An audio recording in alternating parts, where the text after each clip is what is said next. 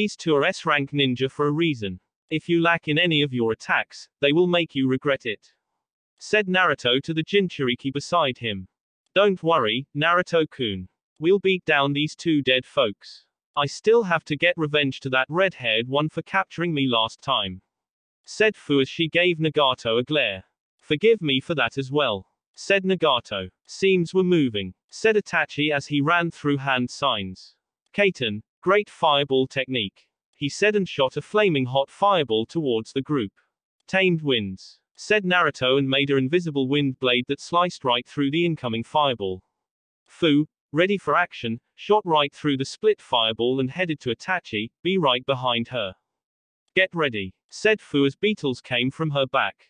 Toxic beetle strike, she yelled. Her Diamphida, the Bushman arrow poison beetle, followed in the direction her outstretched arm and flew to Itachi at insane speeds.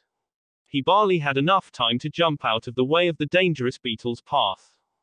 Got ya, now, shouted B as he jumped in front of Itachi and slashed downwards. Universal pull, said Nagato as he used gravity to his advantage and pulled B towards him, protecting Itachi from the sword slash. He grabbed B by the throat and he instantly felt his chakra start to drain. Not today ya, ain't, shouted B as he grabbed one of his swords and slashed it at Nagato.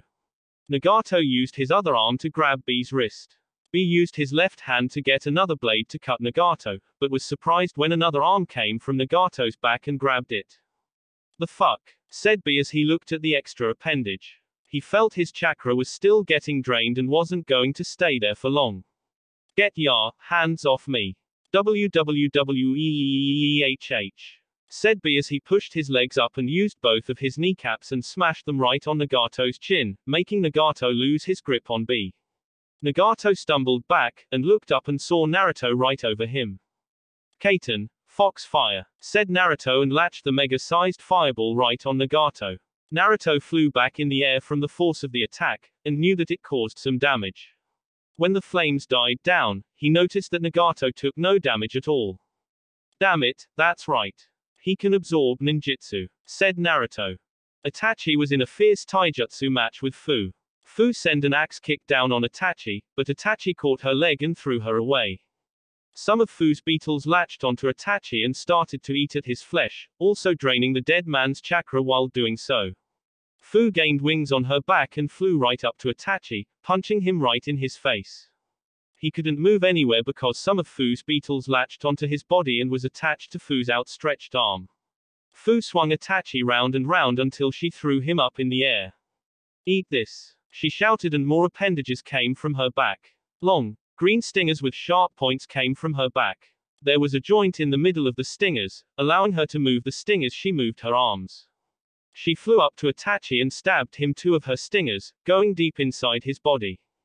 B, she shouted and slung Itachi down to the ground.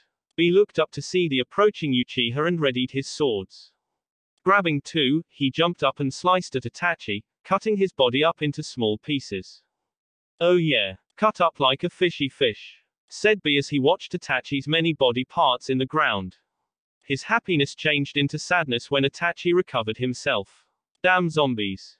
Naruto flew up to Nagato with his scythe in hand. He circled his scythe around him expertly, and then went for a slash at Nagato's neck.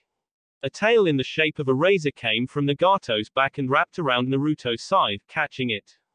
Universal pull, said Nagato and pulled Naruto towards him. Naruto covered his right hand in yokai and slashed at Nagato. He cut right through Nagato's tail, freeing his scythe. Nagato grew out 10 arms that all opened up at the elbow, revealing an hollow inside. Chakra started to gather at the openings and Naruto's eyes widen. He can make anything, thought Naruto as he covered himself in yokai. Chakra blasted from Nagato and hit Naruto, causing a major explosion. Naruto went through many trees, the force of the chakra blast pushing him back, but remained unharmed as his yokai protected him. Damn dead human. More annoying than the ones alive, said Naruto. I heard that, shouted Fu as she and B continued their battle with Itachi. Naruto blew out a small stream of flames, frustration getting to him. He shot forward, scythe in hand, and covered himself with yokai again. He was too quick for Nagato and he decapitated him with his scythe. Naruto watched as wires came from Nagato's body and attached themselves to Nagato's neck. A beam of chakra came from Nagato's mouth, and Naruto countered with a blast of fire from his own mouth. This is going to take some time, said Naruto as he flew upwards, ready to cast another attack. Northwestern coast of the Land of Lightning. Stand still, shouted Fuka as she used her chains to try to hold down the struggling statue that held all of the Biju. Karen and Tayuya were helping her, but it was hard to hold something down that held the power of 7 Biju. Stop fighting and surrender, said Madara from atop the statue's head. There's no stopping me. Shut up, shouted Fuka. I'll be damned if I let you continue your assault. Sutan, snake's mouth, she yelled. Water circled around and grew in the form of a large snake with its mouth wide open. The snake crashed into the statue, actually pushing it back. You are annoying, said Madara. The statue pulled back, and sent a punch right at Fuka.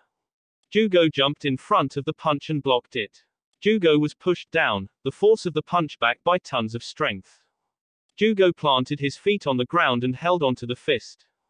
Do so, Mething, said the struggling Jugo. Fuka jumped on top of the statue and ran through hand signs. Futon, flower scattering dance.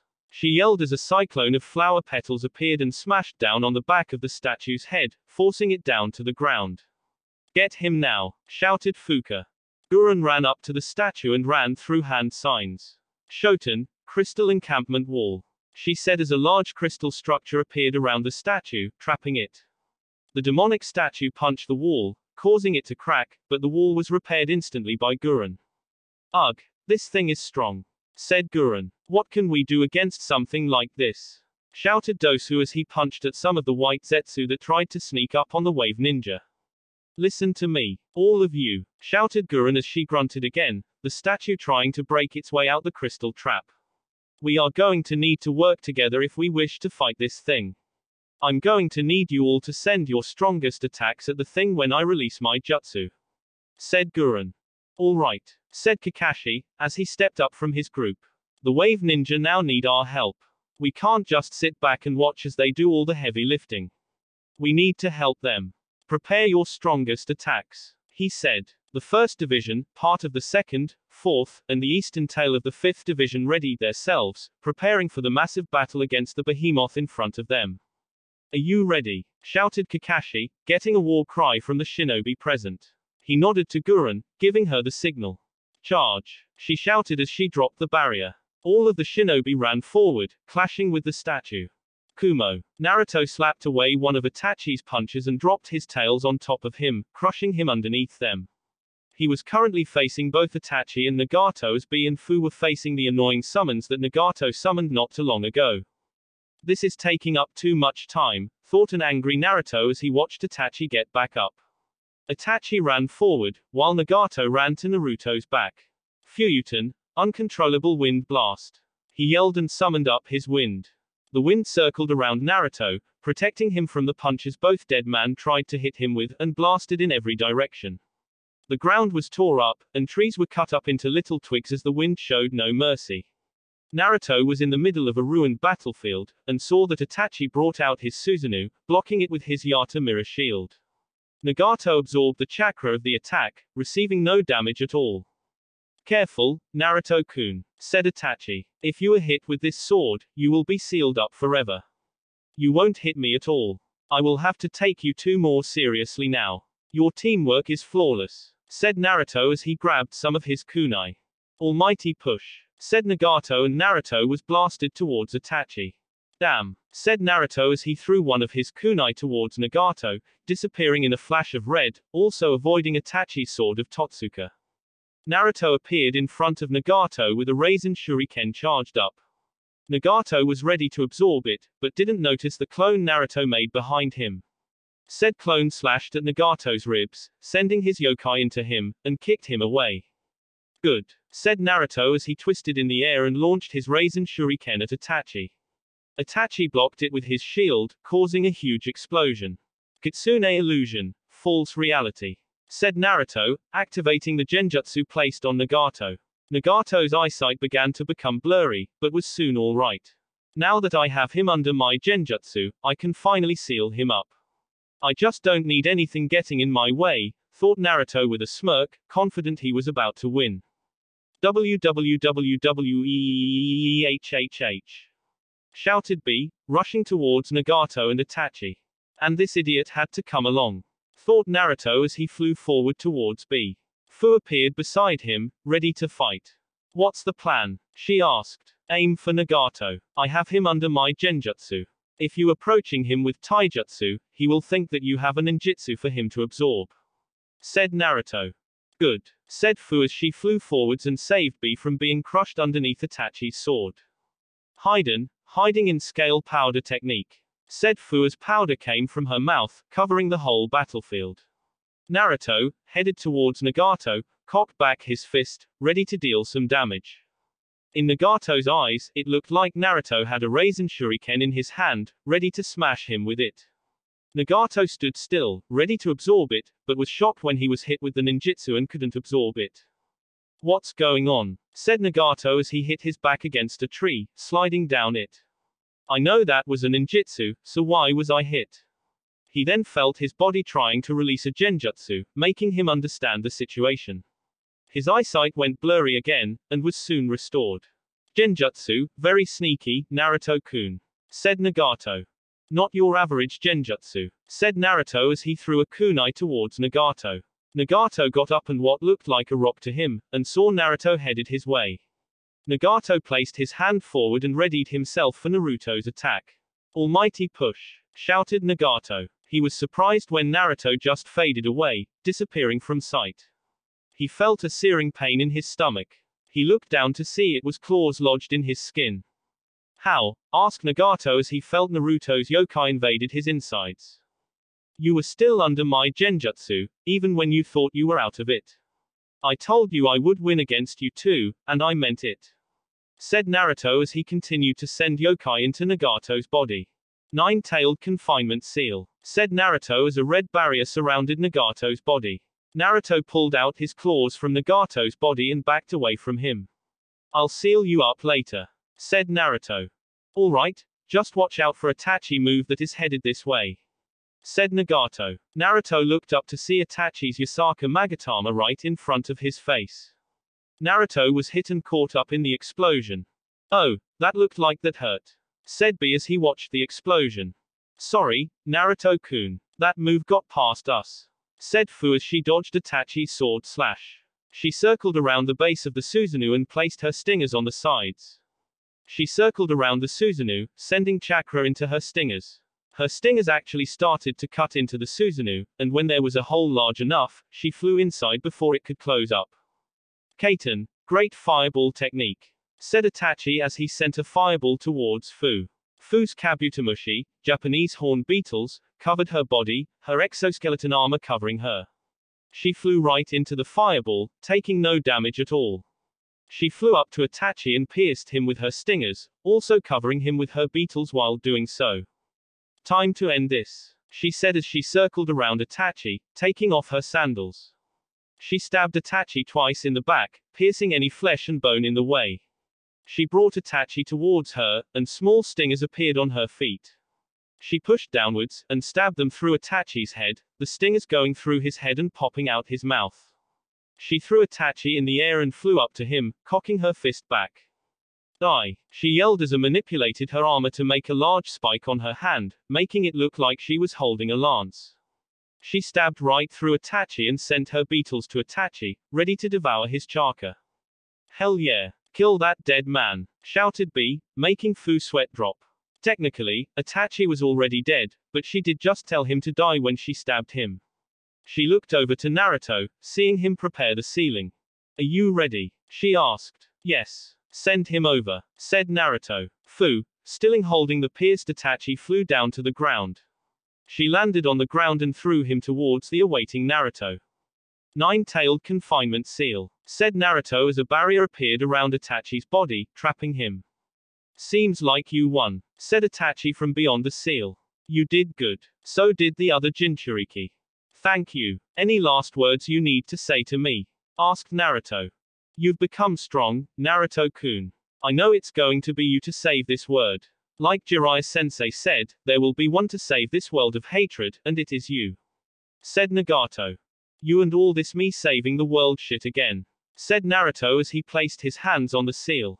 Nine-tailed confinement seal, shrink, said Naruto. The seal turned into a box around Nagato, and started to get smaller and smaller. Nagato smiled as a red light shone and the seal instantly turned into a red cube. You're next, said Naruto. Tell me something. Do you know where Kabuto Yakushi is? No, I do not. Itachi mouth closed up and words stopped coming from his mouth. What happened? Asked B. Probably Kabuto, said Fu. Presically, said Itachi, only in a different voice. Good for you to actually talk now, said Naruto, still hiding out. Yes, I'm using the war to my advantage to get what I want, said Kabuto. Which is? Asked Fu. It's a secret, said Kabuto. You won't win this war. You do understand that, said Naruto. Lose or win, I'll get what's mine, said Kabuto. Anyways, you might want to head towards where your friends are. They are in quiet in a bind right now. Naruto grabbed Itachi's body through the seal and pulled him out. He sent his yokai into the man, immobilizing him. We need to leave, now, shouted Naruto as he grabbed B and Fu. He shot up in the air and surrounded himself in a veil of yokai. I'm not losing 'em now, he shouted and flew at speed not known to man. He flew over trees, and the wind ripped them from the ground. Nothing could handle Naruto's rage. Northwestern coast of the land of lighting. The ninja were all fighting against the large statue, and the remaining white zetsus that were left in the area. The fighting stopped when the ground started to tremble. What's going on? Said one of the shinobi. I don't know, but some large chakra source is headed our way, said another. They all turned around to see Kurama in her Biju form charging towards the statue of the outer path. Taking by surprise, the statue was tackled down by Kurama. The Kyuubi, said Madara. Fine for you to come here so suddenly. I shall have you under my control soon. The hell you will, she shouted and sent a yokai blast at Madara. Madara phased away, but the statue wasn't so lucky as it received the attack right in the chest. Come out you coward, she said as she looked around for Madara. The statue got back up and chains came from its mouth. Kurama, using her surprisingly quick agility, dodged all of the chains and tackled the statue again. Stand down, shouted Kurama as she struggled with the statue. The chains started to wrap around her, but Kurama took the chance and sent a large fireball to its mouth, making it howl out in pain. Submit, said Madara as he appeared on Kurama's snout and flashed his Sharingan. He was surprised when Kurama started to thrash around, trying to get Madara off her. I've changed throughout the years, you team. Genjutsu like that doesn't work anymore, said Kurama. Madara disappeared and appeared back on the statue that was getting up from the ground. You have fought well, but we shall prevail. He was cut off as the sky started to turn red, the clouds evaporating away. Damn, it's hot in this bitch, said Tayuya as she fanned herself. Jirobo. Did yo, fat ass fart again? Cussing isn't good, Tayuya-chan, said Jirobo. Suddenly, a red rocket appeared in the sky, headed towards their direction. That has to be Naruto-sama, shouted Karen as she pointed towards the incoming missile. The rocket continued to fly at insane speeds until it passed right over the shinobi army and rammed right into the statue of the outer path, causing it to be blasted back. What was that? Asked Madara as he was looking at the object covered in some type of red veil that radiated heat. When the veil disappeared, Naruto was shown holding a very sweaty Fu and B. Finally, fresh. Fucking, air, muttered Fu. We, was, flying, up in, that, bitch, we, said a very tired B. Naruto dropped the two, Sakan and Akon catching them before they hit the ground, and flew over to Madara. He landed in front of him. The two were in a heated staring contest as Naruto's crimson eyes glared at Madara's Sharingan and Rinnegan eyes. We finally met, said Madara. The last time I saw you was when you were a little child. I threatened to kill you with a kunai at that time, but now look at how much you've grown. The two started to circle around each other, sizing each other up. The tension was very high as everyone watched the stare down. Naruto looked at the Uchiha with so much hatred in his eyes that even the wave ninja could feel it. You were the one that ruined my life, said Naruto as he keeping circling around Madara. The start of it all. Yes. You must hate me for it. Correct. Because of you, I've had to go to hell and back every day. But even if I did, I must thank you as well, for you were the reason that I had Kurama-chan sealed inside of me. But then you messed up your chances of me actually sparing your sorry ass when you said you tried to kill me, said Naruto. I took you from Kushina and put a kunai to your neck and paper bombs in your blanket. Said Madara with a laugh. You must not like that. Once someone tries to kill me, I find them, and kill them myself. I show no mercy. Said Naruto. The statue got up from the ground and charged at Naruto, cocking back its fist, and punched at Naruto. Madara almost coughed on his own spit when he saw Naruto catch the punch while looking at him, his glare getting more intense. Especially to those who look at me with those cursed eyes. Said Naruto as he pushed the large fist away from him. His hand was surrounded in yokai and he blasted it at the statue. The aftermath shocked Madara to the core. A bomb was the only way to explain the explosion that hit the statue. Madara watched with fear in his eyes as the explosion consumed the demonic statue, the height of the explosion going as far up to the clouds. The ground was ripped from the earth, and it felt as if the air was being burned by the intense heat coming from the godlike attack. In front of it all was Naruto, his hand outstretched to the area he shot the yokai blast, still glaring at Madara. It looked like a scene you would see in hell, and Madara would taking it in with his very eyes. As the explosion ended, a puff of smoke was heard, signaling that the statue dispelled itself, shocking Madara even more. The statue took so much damage that it dispelled itself. Madara was staring to regret getting on Naruto's bad side. Behind you, said Naruto. Madara looked behind him to see Naruto in the same position he was in front of him. He looked back to where Naruto once was only to see he wasn't there at all. How did I move so fast? Said Naruto from behind Madara, shocking him even more. He jumped back, not wanting to be near Naruto, but was scared when it felt like his back hit something. He didn't even turn his head as Naruto dropped his head down to Madara's eyesight, glaring at the man.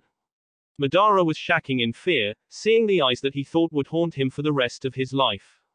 Those crimson slit eyes. We shall continue our battle tomorrow. It is getting late and my ninja need rest.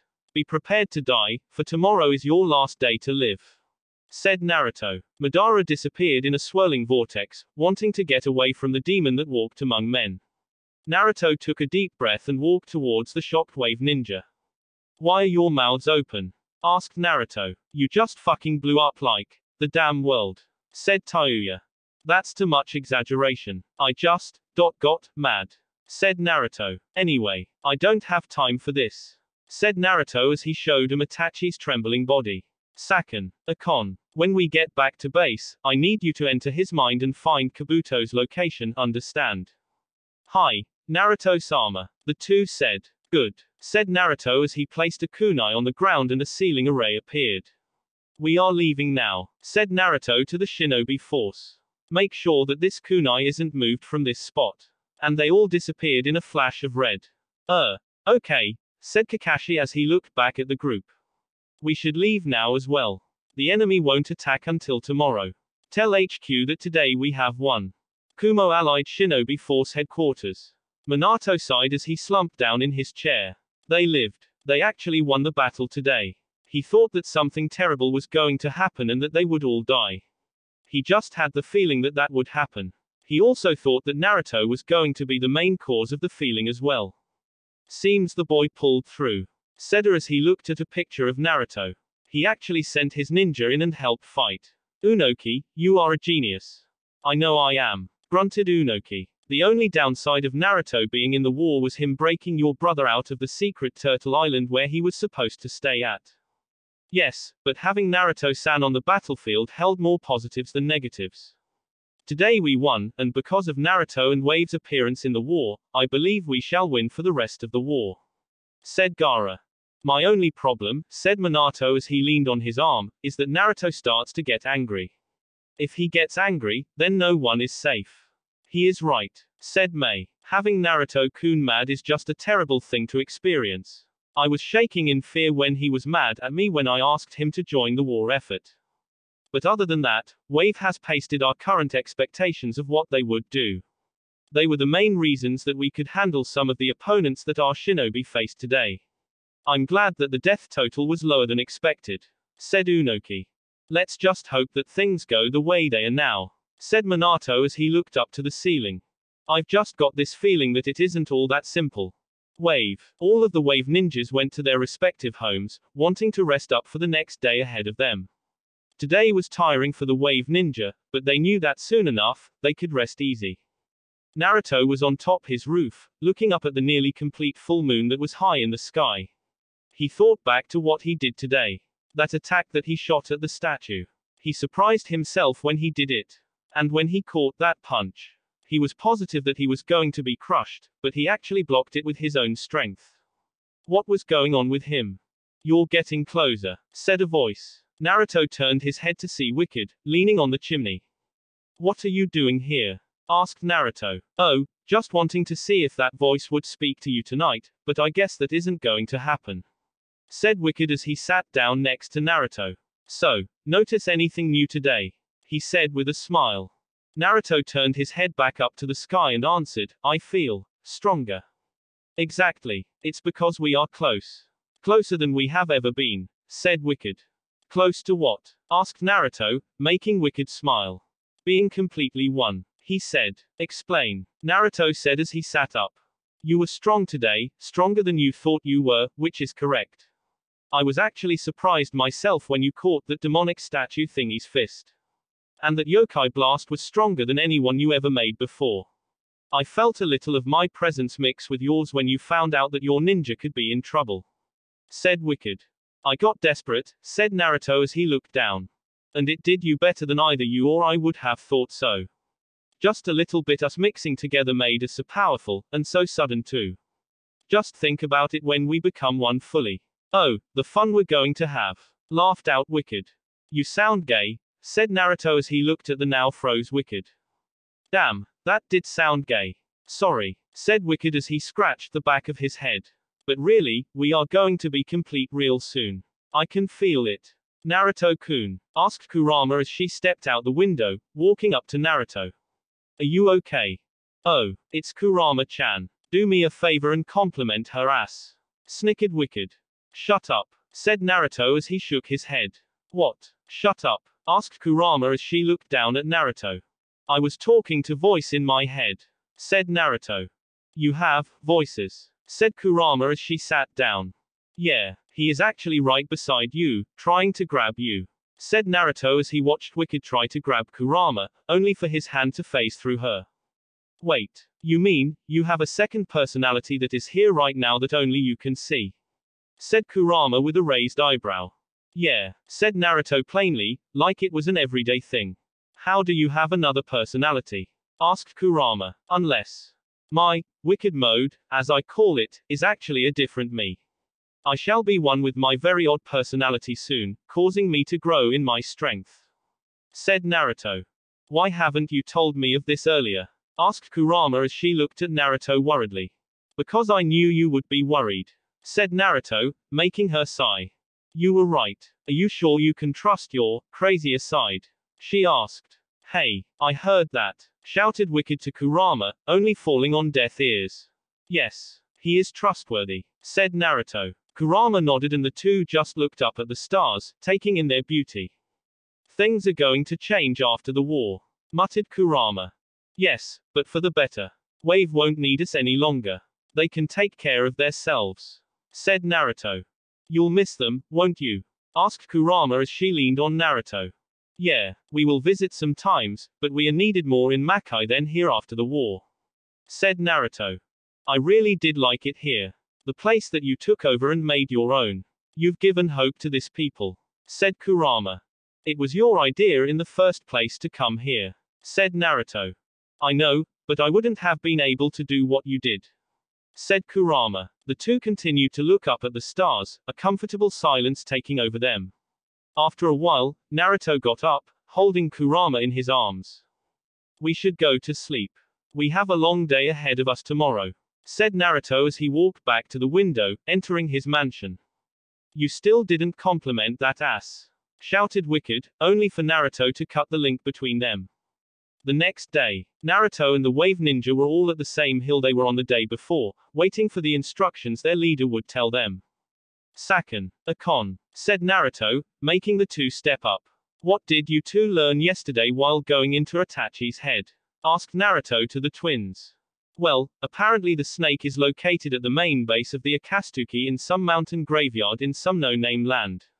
It'll be better if I marked it on a map for you to explain better. But anyway, Kabuto is there alone, so we can send as many people we want over there and not expect any backup at all. Explained Sakan. I could also get a feel of his chakra while in Itachi's body, and I can say that he is strong. One of our top ninja would need to go there and handle Kabuto, put him under a genjutsu, and make him release the Edo Tensei Jutsu. Said Akon from Sakan's back. Understood. Who wants to volunteer? Asked Naruto. Ooh, me, shouted Anko. Anyone else? Asked Naruto, looking around the group of people. All come on. Pick me. Right here. The sexy girl in the back. Right here. Naruto took a deep breath and looked up to Anko. You wish to go finish off Kabuto? Hell yeah, I got to show who's the best at using snakes. Shouted a happy Anko. But you know no genjutsu, so I can't send you there. Said Naruto. Ah, come on. Can't Yakumo-chan come with me or something? When I finish him off, then Yakumo can come in and put him under a genjutsu. Just let her do it, said Kurama as she shook her head at Anko's childlike behavior. Alright, you can go with Yakumo. But don't play around. While you are fighting him, people are dying from the same technique we are out to stop. Finish him as quickly as possible. Said Naruto. Yes sir, saluted Anko, making Naruto sigh. Alright then, let's go. Said Naruto as a sealer ray appeared below the wave ninja and they disappeared in a flash of red. Northwestern coast of the land of lightning. All of the wave ninja appeared around the kunai Naruto planted in the ground yesterday, ready for war. Go back to your previous positions. If you need help, signal each other. Said Naruto. They all nodded as scattered out, Naruto taking some of his followers to some of the far-out battlefields. Time skip land of lightning. Temari was huffing as she and some of the other wind users faced off against the third Reikage. The man was just too quick and powerful for them to hit, and he was going through most of the defensives. Damn it, muttered Temari. There has to be some way for us to hit him. Suddenly, a figure landed in front of her and the rest of the shinobi, causing Darby to kick up in the air. Temari covered herself with her fan to block the dust that floated in the air. She could make out the body of a large person walking out of the crater in front of her. Who are you? She asked. Jirobo of Wave, said the newly arrived Jirobo, making Temari's eyes widen in shock. With Wave on their side, they might actually win. Her smile turned into a frown when she realized something. You are the only one that came. She asked as she looked around, spotting no one else. No, the others are at the other battlefields. But don't worry, I have reinforcements. Said Jirobo. Tell me, does he have a weakness? Yes. That large lightning bolt-like scar on his chest is his weakness that will slow him down enough for us to seal him. Explained Temari. I hope you heard that. Yelled Jirobo, only to no one. Temari looked around, confused. Who are you yelling at? She asked. My help, said Jirobo as he ran forward towards the dead Reikage. Are you my next opponent? Said her as he scoffed. You don't look like much. Go get some help. You won't be able to beat me. No disrespect, sir, but you should know during your life of a shinobi that looks don't matter. I feel that you are underestimating me. Said Jirobo. TCH, oh well. Get ready kid, causing I'm moving. Said her as he activated his lightning cloak and moved at speeds that the human eye couldn't keep up with. Jirobo took in a deep breath as he closed his eyes, feeling the wind move against him. He was trained by Naruto himself to be perfectly calm during fights. Naruto knew that Jirobo was strong, and he had one of the best abilities in Wave. Appeared beside Jirobo with his fist headed towards his head, but was surprised when Jirobo caught his fist with his own hand. A's eyes widened even more when he felt his chakra drop a lot and his lightning cloak disappeared. Sorry sir, said Jirobo as he looked at A and licked his lips. But I eat chakra, and right now, you're like a buffet to me. And with that, Jirobo jumped at A. A wasn't ready when Jirobo jumped at him with a burst of speed, his palm hitting the back of A's head, causing him to face plant in the ground. Jirobo grabbed A's legs and started to drain the chakra out of him. Bruh, you're strong, sir, said Jirobo in a polite way. He could feel the strength the dead Reikage had, and it took a lot to keep a hold on his legs. After a while, A kicked Jirobo off of him and jumped away. You surprise me kid. It feels as if the user of the Edo Tensei is starting to take you seriously. said as more lightning surrounded his body. Hey, Kabuto should know that amping you up will only do the same to me, said Jirobo as he readied himself.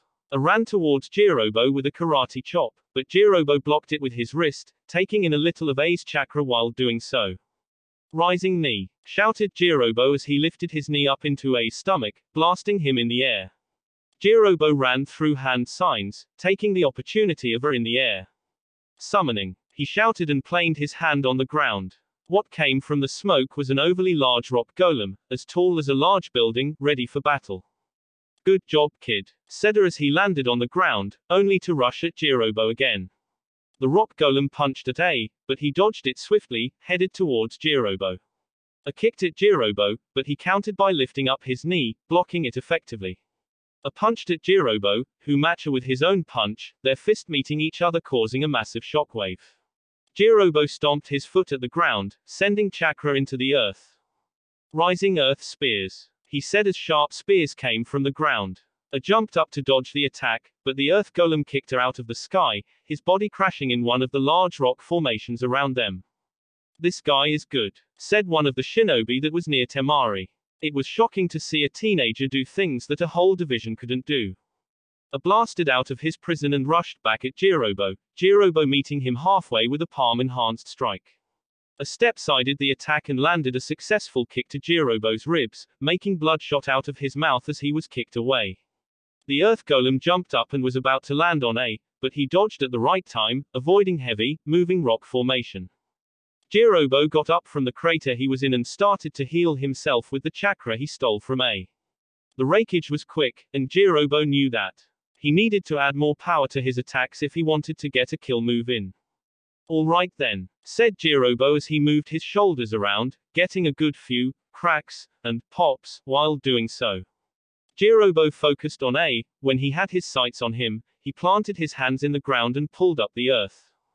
Doton, Earth Mausoleum Dumpling, he yelled as he heaved the large rock over towards a position. Holy shit, said Temari as she watched the large rock soared in the sky and headed towards the dead rakeage. A, seeing the large rock, ran out the way, only to meet Jirobo right in front of him. Jirobo sent a jab at A's stomach, only for him to block it by catching Jirobo's wrist. A center punch at Jirobo, only for Jirobo to catch it in his hand as well. The two were in a power struggle, but Jirobo was steadily gaining more strength by draining her of his chakra. Time to fly, sir, said Jirobo as he suddenly let go of A's hand, and used his free hand to chop off A's other hand that held Jirobo's captured hand. Jirobo stomped on A's left foot, trapping her where he was and knelt down. Thrusting shoulder, shouted Jirobo as he tackled A, blasting him up in the air. He couldn't go far as the earth golem caught him midair, and curled around A, trapping him again. The large rock mass fell to the ground, and the successfully caught her was inside. You got him, shouted Temari. Not yet, said Jirobo as he made an earth clone. The clone walked up the earth prison and stuck his hands inside, activating Jirobo's most known move. Doton Barrier, Earth Prison Dome of Magnificent Nothingness. The clone Jirobo announced. Is he still trapped? Asked the real Jirobo to the clone. Yeah, he is struggling to get out, but it will take him some time. We can still use that. Until then, I'll be draining his chakra reserves dry, said the clone. Jirobo nodded his head and jumped on top of the earth dome. Get ready, cause this is going to be a big one, shouted Jirobo as he jumped high in the air. Jirobo made it the highest point in the air, and then started to descend. He pulled his feet back, holding them with his hands, so his knees were pointed down at the earth prison below him. Dive bomb, shouted Jirobo as he pierced through the prison and breaking up the ground, causing a massive explosion. Everyone hid amongst the land to avoid being crushed by the large rocks that were flying around. Dust flew everywhere and visibility was at zero. Where are they? Asked Temari as she looked around. She used her fan to blow away the dust, to reveal Jirobo in the largest crater she had ever seen, but no rakeage. TCH, that bastard, said Jirobo, using a rare word that you would hear coming out of Jirobo's mouth. He escaped the main part of my attack by jumping past me the instant I came crushing down on him. He then saw some flakes down underneath him and smirked. He still received some damage though. Good job, boy, said a voice. Jirobo jumped up to see A, with a missing right arm, half of his left arm, part of his face, and a chunk of his stomach was missing. Even with that type of damage, his body was still recovering quickly. You are one of the only people to do this to me. Thank you, sir, said Jirobo as he stared at the man. Before I could attack Jirobo again, Jirobo put his hands up. I surrender, he said. What? Asked A. I surrender, Jirobo said again. Why surrender? I'm still moving and the bat, A, was cut off as an arrow went through the scar on his chest and clean out his body, implanting itself on the land behind A. Booyah! Shouted Kidomaru from far away. He had his spider web made bow out, a line of the spider web coming from his mouth, and all three eyes open. Game over. Someone seal him up, shouted Jirobo to the bystanding shinobi. Jumping at the chance, the sealers ran up to A, starting the sealing process. Thank you for helping, said Temari. We're not done yet, said Jirobo as they saw white Zetsus appear from the ground. Gotta, shoot 'em all. Ha ha ha, shouted Kidomaru as he started launching his arrows at the enemy army. On the other side of the battlefield, another battle was going on. Other than Gaara facing off against his father, and Tayuya and Saken going up against the second Mizukage, Genjutsu Hazuki. Meanwhile, Unoki was facing off against Mu, the second Tsuchikage. Jinten, detachment of the primitive world, pillar, shouted Unoki and Mu as they launched a beam of atomic energy towards each other. The two same technique hit each other, causing a massive explosion in the air. You've gotten good, said Mu as he moved from out the smoke screen. I should take you more seriously now. Hey, at least my back's not giving up on me, said Unoki with a smirk. His eyes wandered to his side when he sensed a large chakra presence next to him. Naruto no Yoko, he muttered as he looked at Naruto floating beside him. I am here to assist you, said Naruto in a monotone voice, his arms crossed over his stomach. I appreciate it, said Unoki. To give you a rundown of his abilities, his attacks destroy matter at an atomic level, dismantling anything it touches. I'd advise you not to get hit by any of his attacks, or get in the crossfire of mine. Understood, said Naruto as he started to slowly float towards the dead cage. Who are you? Asked Mu. I don't want you here. You are interrupting my battle with Unoki. I do not care of your personal battle. I need to win this war, and personal problems will be ignored while doing so, said Naruto as he disappeared. Mu looked around, trying to locate the fox boy, but couldn't find him at all. He was pushed down towards the ground when a fist hit his back with enormous force. Kaiten, Kitsune bombs, said Naruto as small bombs with fox heads shot from his mouth and towards Mu. Jinten, detachment of the primitive world technique, said Unoki as he launched his signature move towards his late teacher. The moves made contact with Mu, and a large explosion followed by a major dust cloud consumed the area. You are fast, said Unoki to Naruto as he appeared next to him. During the match, I was having trouble with him, but now that you're here, it feels as if the tides have changed. Yes, but it seems that our attacks won't keep the dead man down, said Naruto as he watched Mu run out of the smoke cloud. Who in the hell is that kid? Thought Mu as he looked up at Naruto. He is strong. I didn't even sense him get behind me in the air. Is he one of the cages as well? Naruto pointed his hand at Mu and a red flame consumed his hand. Kaiten, Hellfire missiles, said Naruto as fire started to rain down on Mu. Damn it. How else could this not go my way? Shouted Mu in his head as he started running away from the missiles targeted to him. A forest-covered area in Kumo. Kurama was jumping through the trees, followed by Fuka, Fu, Karen, and Killer Bee. Karen felt many powerful chakra signals in this direction, and said that one of them was Madara. Taking advantage of being able to get revenge on the Uchiha. We're getting close, said Karen as she adjusted her glass. There are 7 of them, Madara included. Good. I'm not letting him get his way this time, said Kurama with a glare, her eyes glowing a dangerous crimson. After a while of jumping, they stopped when they saw Madara, surrounded by his dead army of Jinchurikis. The Kyuubi, said Madara. I should have known that you would be the first to come after me. Really now, said Kurama as she checked her sharp nails. Then you should know what I'm going to do to you as well. I'm aware of what you wish to do, but you won't succeed. I have you kin trapped back in their Jinchurikis, and the Jinchuriki have a little adjustment done to them, all thanks to me," said Madara as he pointed towards the dead Jinchuriki. They all had a Sharingan in one eye, and the Rinnegan in the other. "You monster," she said as she looked at the Jinchuriki. "Me? A monster? Now aren't you a hypocrite? One monster calling someone else a monster. Didn't your father teach you better?" laughed out Madara, referring to the Sage of Six Paths. "Don't you dare speak of his name," shouted Kurama, red yokai surrounding her. "I won't let you disgrace him like you are. I should have done something about you when I first heard of the Akatsuki capturing Jinchuriki in their Bijus. But you didn't. Now you must face the consequences. I'll have you under my control just like I did so many years ago," said Madara, his Sharingan spinning in his eyes. "I'll claw out those eyes of yours," said Kurama. "B. You and Fuka are with me. Fu. You and Karen are the support group. Understood?" "Hi. Weehh," said the group, B having his own way of telling that he agreed. "All right then," said Kurama as yokai fully surrounded around her. "Let's get started, shall we?" Mountain Graveyard. Kabuto was sitting on the ground, concentrating on his jutsu, the Edo Tensei. "A lot of my soldiers are being sealed up," Kabuto thought out loud. "I think now's the time I bring out the elites," Kabuto said as he started to laugh like every villain in a story should. Kumo. The defeated but still walking Mew was headed up a large rock, looking down at the battles below him. "I'm glad I got away from that boy," said Mew. At the end of the battle between him and Unoki and the Fox Boy, Naruto hit Mew with one of his red Razingans, blasting Mew away. Luckily for Mew, he used his fission technique to spit into two, saving himself from being sealed away.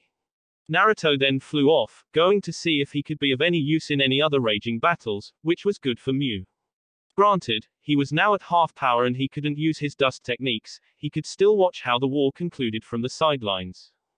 Mew's head snapped up as he started to go through hand signs. "Summoning," he shouted as he planted his hands on the ground. A coffin appeared right next to Mew.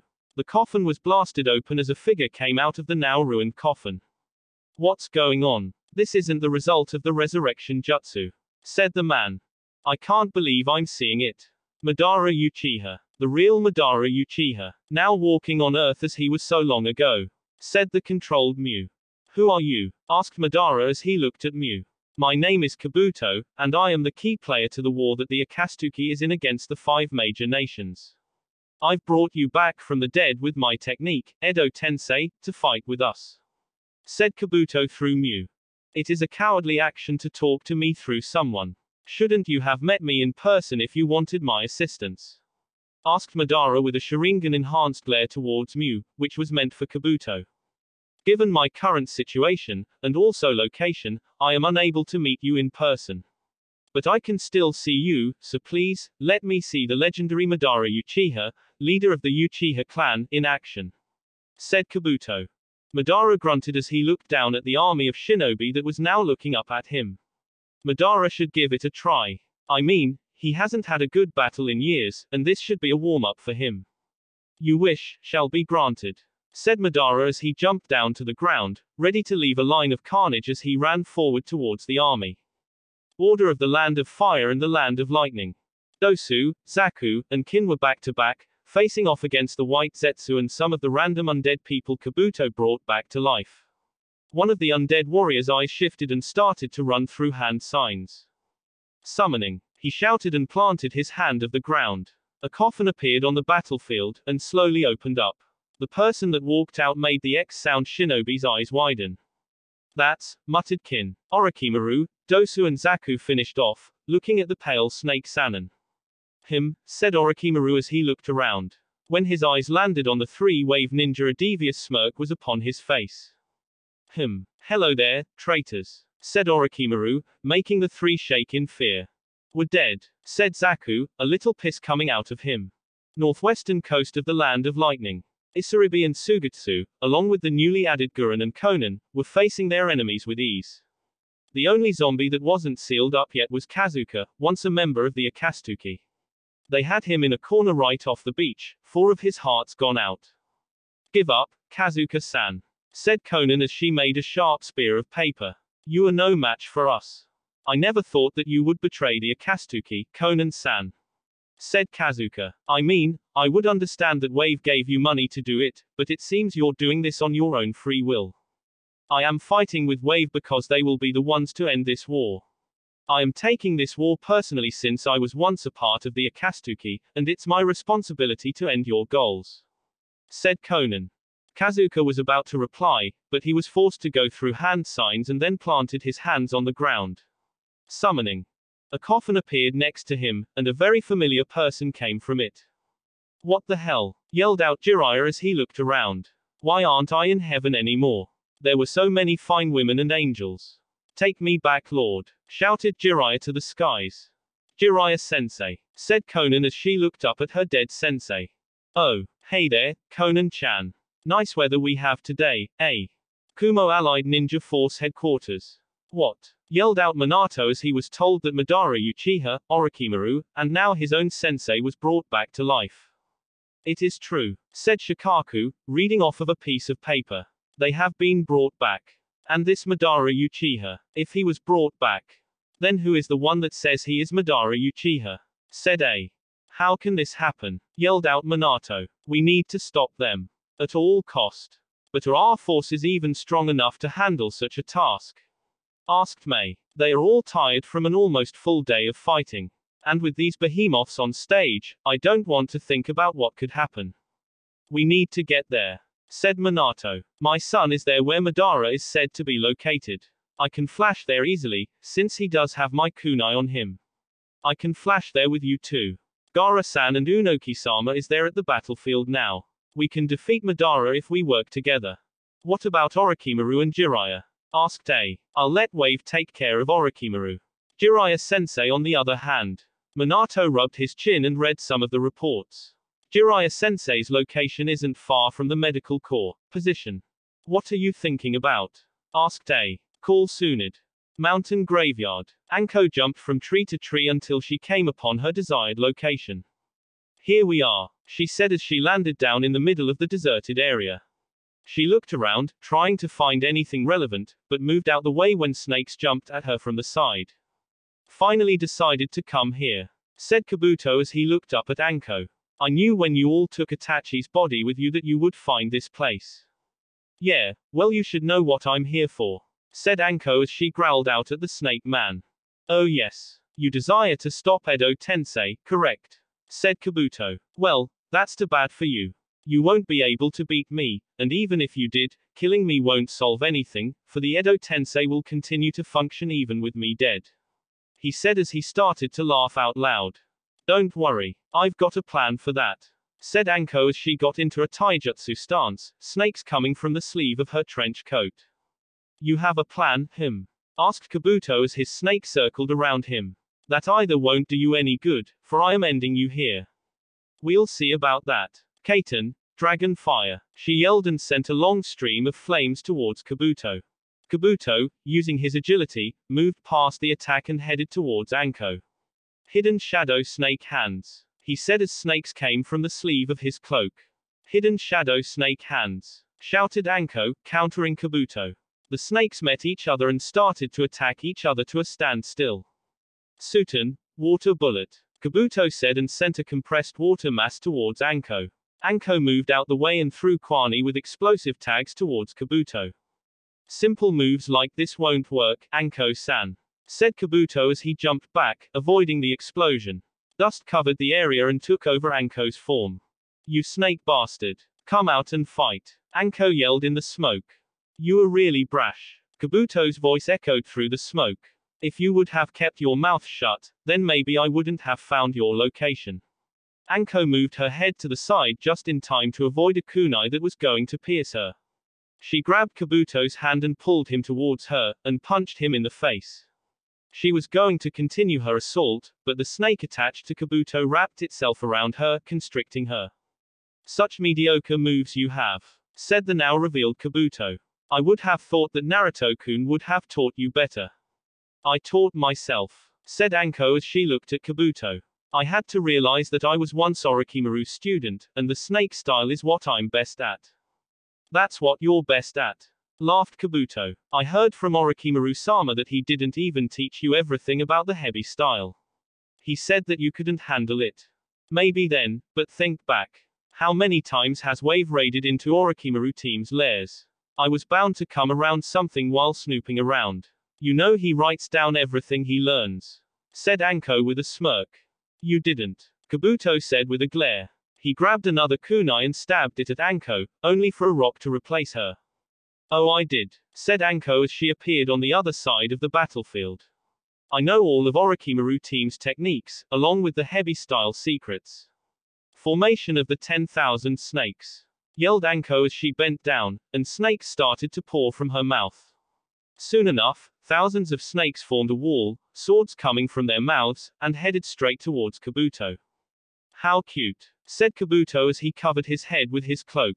Now that you have Orochimaru-sama's techniques, you feel strong, he said. Kabuto's snakes started to surround him and actually started to grow in size. You really are just a weak girl. And rushed towards the snake pile. Anko was on the other side, wondering what was going on. She was surprised when something broke through the wall of snakes and headed towards her. She recognized Kabuto's cloak and smirk. You're too close. Kaiten, dragon fire, she yelled, and a quick stream of fire shot towards Kabuto. Kabuto moved out the way to the fire, but Anko was right in front of him. Snakes came from her sleeve and pulled off Kabuto's cloak, only to reveal 3 large snakes that shot towards Anko. Damn it, she said as she jumped back. She saw some snakes enter the cave behind her and followed them. Trying to run away, shouted Anko. No, just getting a terrain advantage, said Kabuto from inside a snake. His arm came from one of the snake's mouths and pointed towards her. You are a fool for following me here. You have just certified your death. Please, I am not afraid of you, said Anko. Oh, but you should. You won't live any longer, he yelled as his snakes blasted forward, slamming down on Anko. Kabuto, from inside the snake he was in, started to frown when he felt his snakes get cut by something. I told you I was there when we raided Orochimaru team's hideouts. I was also there when Wave killed him. I had to have some trophy of the kill, said Anko's voice. Kabuto peeked out the snake he was in, only for his eyes to widen in anger at what he was seeing. You bitch, he growled out. That's why when I was researching Orochimaru-sama's body, I couldn't find that.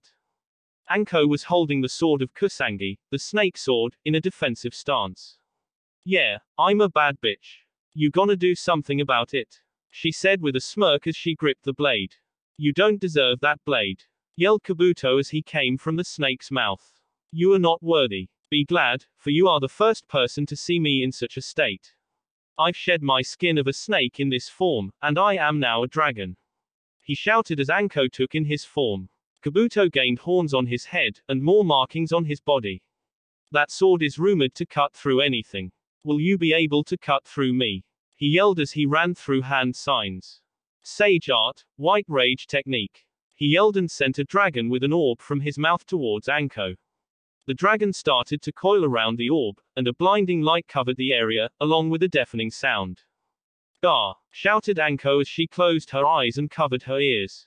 The light was cutting off her eyesight, while the high-pitched sound was rattling against her skin, reaching her bones, and messing with her movement. Can't stand it, can you? Shouted Kabuto as he ran at Anko. That's too bad. This is the difference between dragon and snake, the difference between me and you, he yelled as he approached Anko.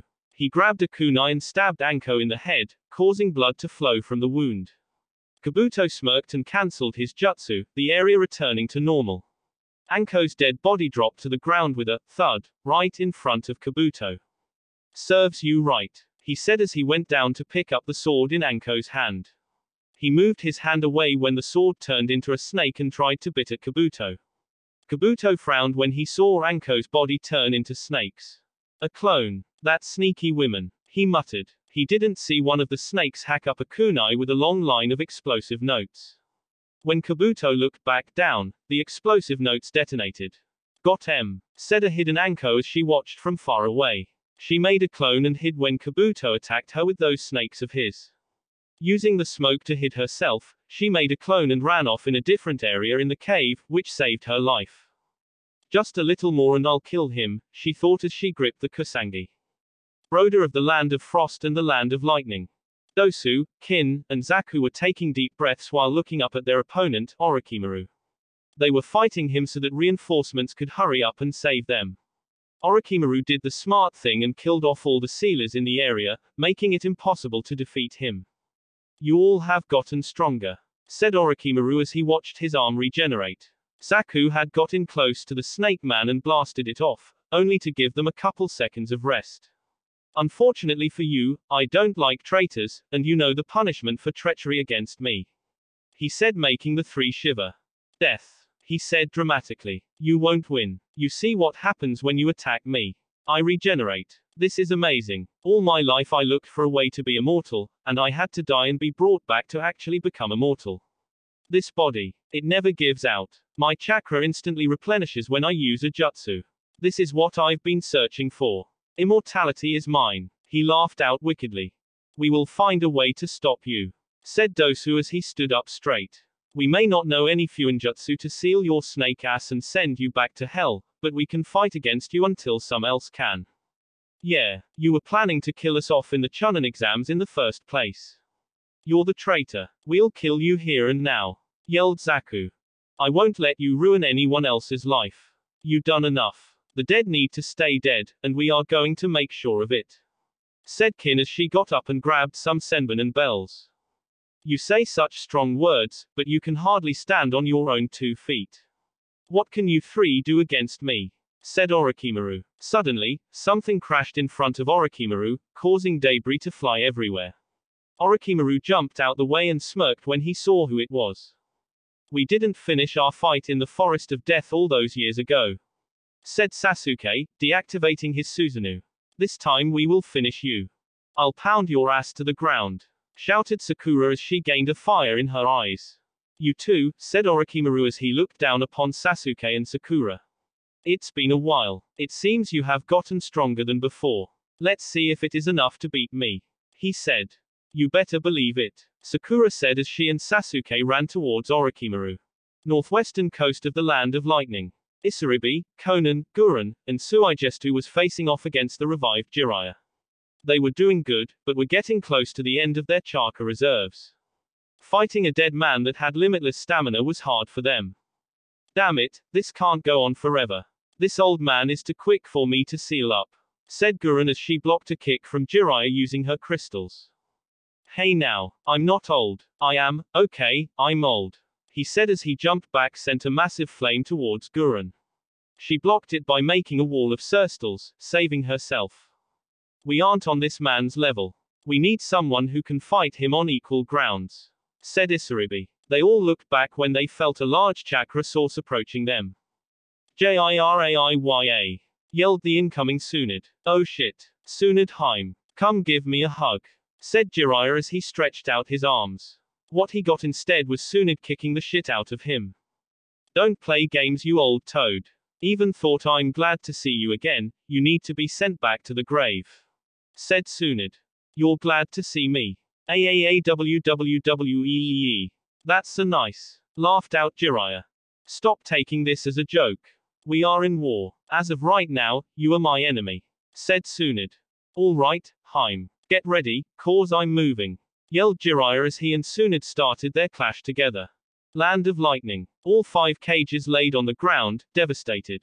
Their cloths were shredded, injuries covered their bodies, and were exhausted. Madara made 5 clones for each cage to take on, only for the Gokage to be outclassed. This is what the Gokage is made of. A shame, said Madara as he shook his head. That was a boring fight. Damn it, said abated Minato as he started to crawl. I can't let him win. Minato stopped moving when a pair of feet landed in front of him. He looked up to see his oldest son, Naruto no Yoko, looking down on him. You look like shit, said Naruto as he looked down at his father. Naruto, please, defeat him, Minato said to Naruto. Naruto just looked at him, before going over to Mei's fallen position. He knelt down to her level, making sure she was okay. Naruto-kun, it's good to see you, she said as she sat up against a rock, taking in deep breaths. You're hurt, said Naruto, looking at Mei's injuries. Madara was looking at Naruto with interest. The boy didn't even look towards his direction once, like he wasn't worried about him. And why were tails coming out of his tailbone? Hee. Thanks for stating the obvious, she laughed. She then looked at Naruto with serious eyes. Naruto-kun, I know you don't want to hear this, but I'm going to ask you for another favor. You and these favors, said Naruto as a small stream of flames came from his mouth, scaring Mei. Noticing her fear, he calmed down and looked at her. What it is? Defeat him, she said and pointed at Madara. Naruto made eye contact with Madara for the first time, and Madara was even more interested in his crimson eyes. Who is he? Asked Naruto as he picked up Mei. Uchiha Madara. The real one. The one that's been saying he is Madara is fake. That one over there is the real deal, she said. Naruto took a deep breath and made 5 different clones, handing Mei to one of them, and the others picked up the other cages. I'll take care of things here. Thank you, she muttered as she fell asleep in the clone Naruto's arms. Naruto nodded his head to the clones, and they all took off. You, said Madara, catching Naruto's attention. You're different. I can tell. You have some relation to the Kyuubi. Those tails. This will be a good battle, said Madara. All of the clone Madaras readied themselves, wanting to fight Naruto. You hurt Mei-san, said Naruto as he gained a deadly look in his eyes. When I say I'm going to do something, I finish it without a problem. You are no different. Confident, are we? Said Madara as he crossed his arms. I'll take you seriously if you defeat all my clones. If you do, then we fight for real. Naruto looked up at the sky, seeing the darkening sky, signaling that night was soon to come. He looked to his right to see Wicked smiling at him. Bring him out, Wicked said to Naruto as he faded away. Naruto bit his hand and blood dripped on the ground. He ran through hand signs and slammed his hands down on the ground. Summoning. A large puff of smoke appeared in front of Naruto and Madara was really curious to what Naruto summoned. Whatever it was, Madara could feel the chakra leaking from the creature. Shadow arms, said a deep voice from within the smoke cloud. Black hands shot out from the cloud and went to each of the clone Madara, punching right through their hearts. The arms retreated back into the smoke cloud, which was starting to clear up. It's been a while since I've seen you, said Naruto as he went towards the creature. Long time, indeed. Naruto-sama, said the deep voice. Madara's eyes widened when he saw the Ribi, the zero-tailed leech, beside Naruto. We have an enemy. That man with the cursed eyes, said Naruto as he pointed towards Madara. Eliminate, asked Ribi. Destroy, answered Naruto, giving Madara a wicked smile. You know how much I hate Uchihas. That will be it for this video. If you want more, comment down below, like, subscribe. And see you guys later.